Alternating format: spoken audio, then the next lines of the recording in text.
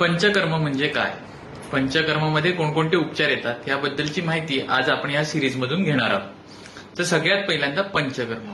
पंच अधिक कर्म, 5 प्रकारचे उपचार याला आयुर्वेदात पंचकर्म असं म्हटलं आहे.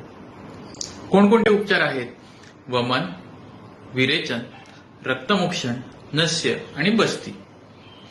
तर हे 5 प्रकारचे उपचार कशासाठी सांगितले आहेत?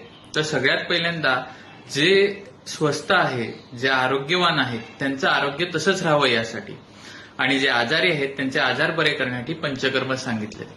जसं आपण आपल्या घरातला एसी दर काही महिन्यांनी सर्व्हिस करतो, आपण वापरत असलेली कार काही महिन्यांनी काही किलोमीटर नंतर सर्व्हिस करतो, तसंच आपल्या शरीराला बरेच वेळा स्वच्छ करण्याची, त्याची सर्व्हिस करण्याची गरज लागते आणि ती पंचकर्मद्वारे पूर्ण केली जाते. मग पंचकर्म केव्हा करावं?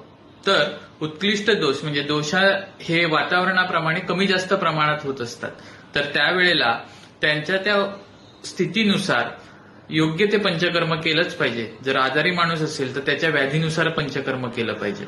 जसं वर्षा ऋतूमध्ये वात वाढतो त्यावेळेला बस्ती, शरद ऋतूमध्ये पित्त वाढतं त्यावेळेला विरेचन, आणि वसंत ऋतूमध्ये कफ वाढतो त्यावेळेला वमन केलेलं हितकारक असतं. याप्रमाणे जर आपण पंचकर्म केलं तर आपल्याला स्वस्थ राहता येईल, त्याचबरोबर आजार होणार नाहीत, आणि जर आजार झालेच तर ते लवकर बरे होतील. या पुढच्या भागात आपण माहिती बघूया वमनाबद्दल. धन्यवाद.